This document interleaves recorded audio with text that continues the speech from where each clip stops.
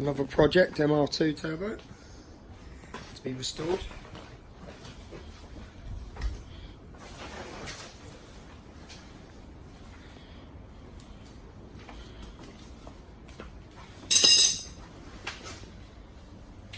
Japanese import, Rev 4.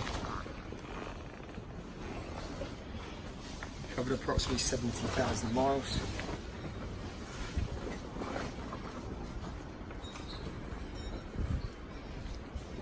Today we are going to strip and rebuild the calipers. It's been sat for 9 years and I'm pretty sure everything's going to be an absolute nightmare to undo. It's me being polite.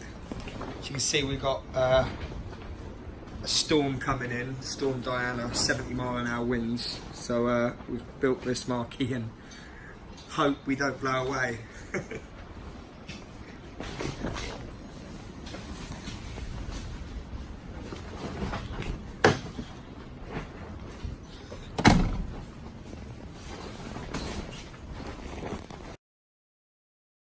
This is an update on the MR2 project / rebuild. As people know, it's been sat for nearly 10 years. Stripped the calipers out, rebuilt the calipers, put brand new discs on, all Padgett, brand new pads and disc, and rebuilt the calipers. They're all working nice now. Painted them red, but we've got it covered in oil now. You see, it's a bit dark. Bilstein shocks.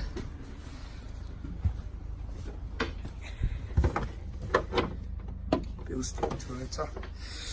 Jobs we're doing now. So brakes are done. You can see the old discs are, I would say, pretty finished after 10 years of sitting about.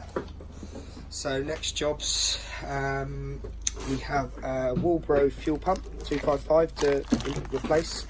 The standard fuel pump is seized, so currently, see a pair of legs, we're dropping the fuel tank out. Those of you that know MR2s know it's a bit of a laborious long job. I've heard of people cutting a panel out of the centre section of the interior, but that's just a no-go. That's the biggest bodge ever. So I wouldn't ever go down that route. So we're taking the tank completely out, replace it with a brand new Walbro. We've got brand new water pump, and we have a blueprint timer belt kit with tensioner pulleys and idler bearing. That's the Padgett pads we was using. So next jobs are tank, get that all spot on. As you can see, the engine is pretty stripped down into a few bits at the moment. Where the fuel filter is right deep down in the guts of the engine. Sorry about the light. But as you can see,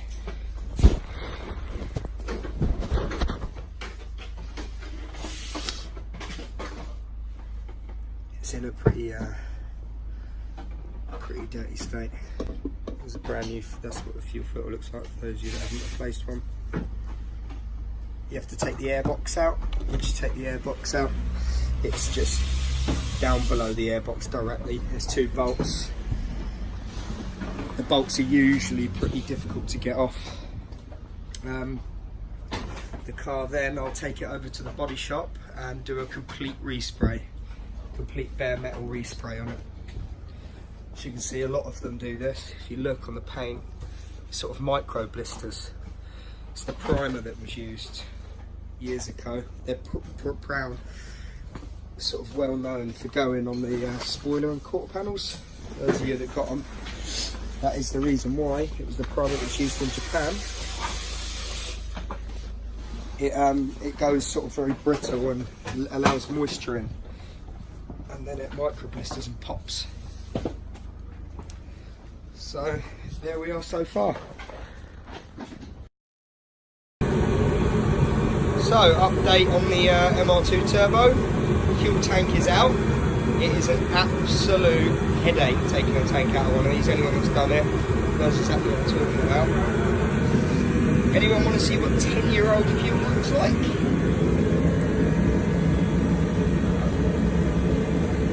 This is the old pump, as you can see, well and truly seized. Car.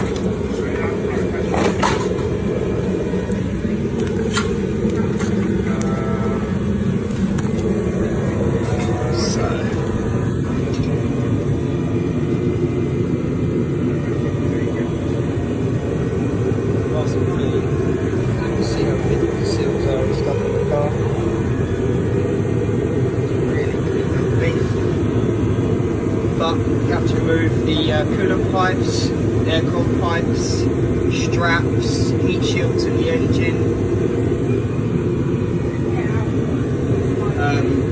and a lot of fettling and wriggling. Some forms will tell you there's a drain plug on the tank, even on the MR2s. I'm pretty sure the Mark 1s did, but the Mark 2s definitely don't. A few spiders have been in it. But it is a fiddly job. It's not the hardest job in the world, it's just time consuming and really fiddly. But there's the tank out. So we're tackling a few jobs at the same time.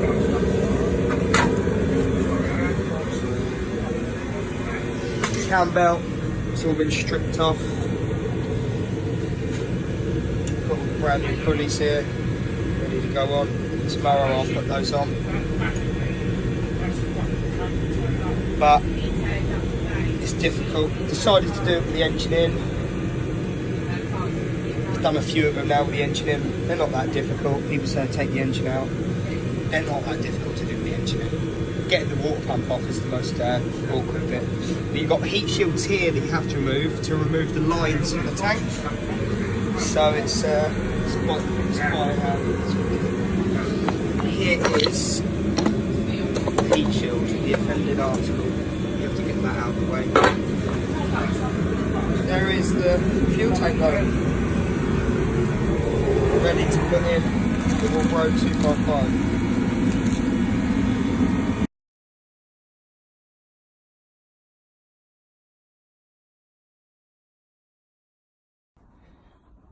Video for the MR2 turbo project. So, job's completed. Fuel tank in. We've got to connect up coolant pipes, aircon pipes, all the handbrake cables. All the discs obviously done. Fuel tank was ultrasonically cleaned. My mate's got a big industrial ultrasonic cleaner, so we cleaned it completely out.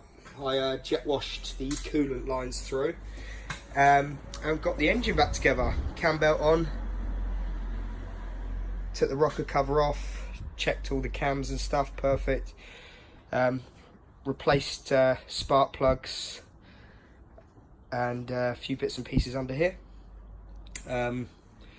Used the crinkle paint on the pipes, same as the Honda.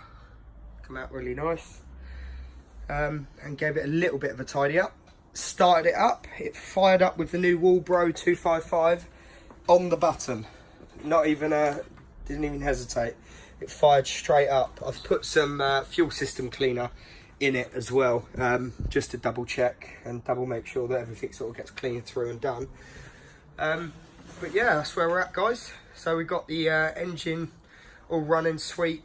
Just a case of giving it a sort of an in-depth service and get the coolant lines on it tomorrow. It's not going to be fun bleeding the system of coolant.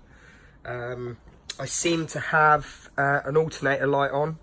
It could be wiring though, so if not, it'll be replacing the dreaded alternator, which is quite a common fault, and I've replaced quite a few of these. But that's where we're at. Video for the MR2. 60% of work's completed. So today we have fuel pump in on all plumbed up. Engine bay completely done.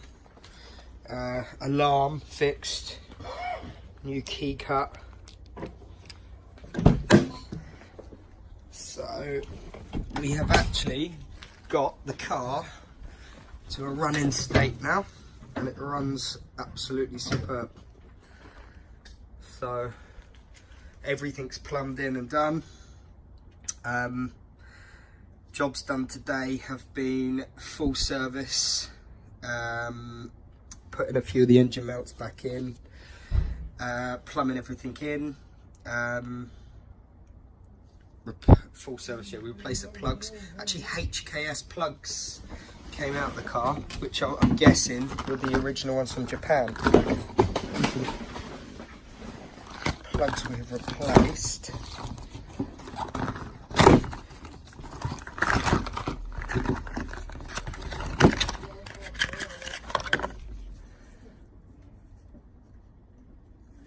So the plugs that come out of it.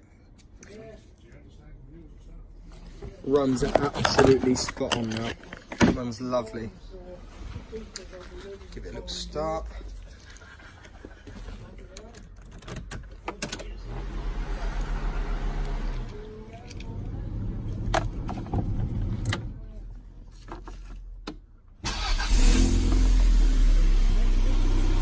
Absolutely spot on.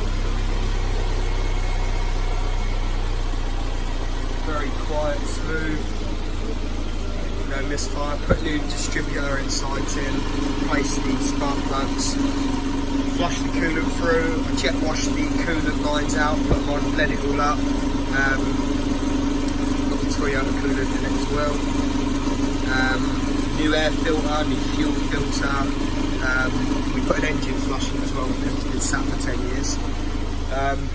Unfortunately, do have the 3 lights of doom.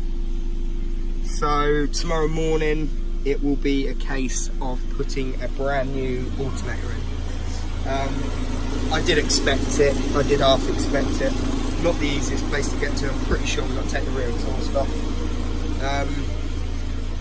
But yeah, it's all it's running now, guys.